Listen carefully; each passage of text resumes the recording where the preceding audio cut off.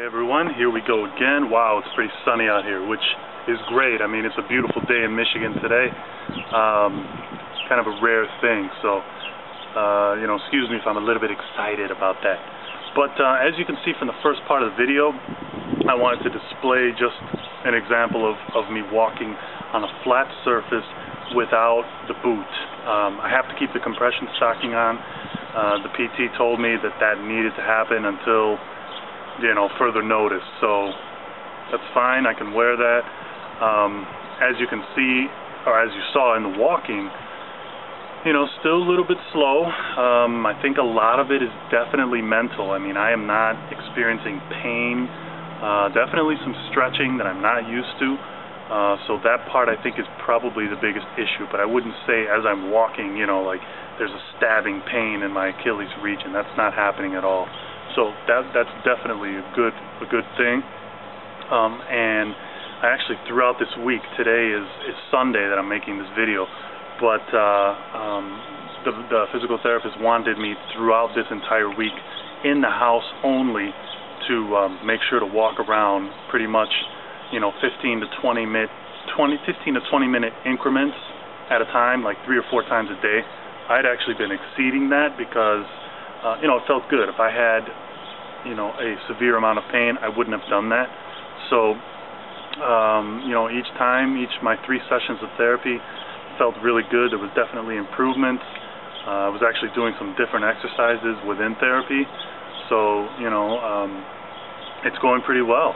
I think that when you start walking outside the boot, there's a number of things to consider. Obviously, ensure that you're walking on level ground. Very, very important. You don't want to, I am dying over here to cut my own grass, but I can't do that because grass is just an uneven surface, and I'm not that confident yet. And physically, I don't think it would be smart to do that. I don't want any setbacks at this point, so it just wouldn't make sense for me to do that. But eventually I'll get there. I did ask the physical therapist, and they said hopefully by maybe the middle of August. Today is July 12th, so we'll see what happens with that. Also, I think it's important to have a very supportive type of shoe. Okay, I probably will do a separate review on the shoes that I'm wearing. There's a number of options. There isn't one specific shoe. I mean, you don't have to wear Adidas, Nike, Brooks, Asics, things like that. I would recommend definitely probably one of those shoes, but in terms of the model, just make sure that you have a lot of support. But I'll probably will do a separate review on the shoes that I'm wearing, not in this video, in a separate one. But they've been pretty good, and actually the physical therapist said that they had some good support. So I will do that. I happen to be wearing Adidas, but again, I don't really believe that Adidas is the only brand that you can wear. So anyway, that'll be a separate video. I just wanted to quickly tell everyone again, thank you for your comments, for your support. It's really, really nice to kind of experience people interested in how your recovery is going. It really helps because this is a physical injury that occurred, but the mental aspect of it is just huge.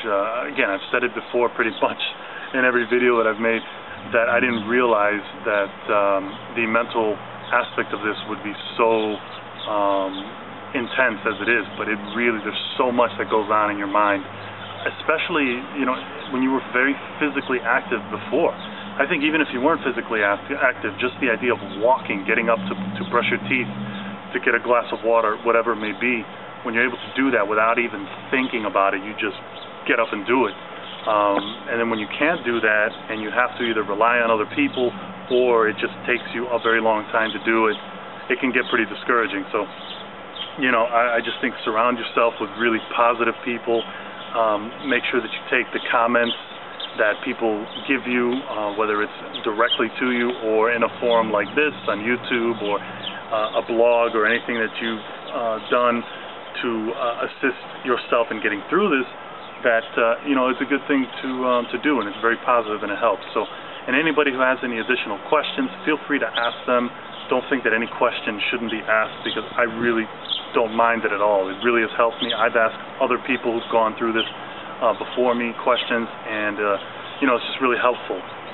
So Today, like I said, is July 12th. This injury happened to me May 2nd, and the progress is going pretty well.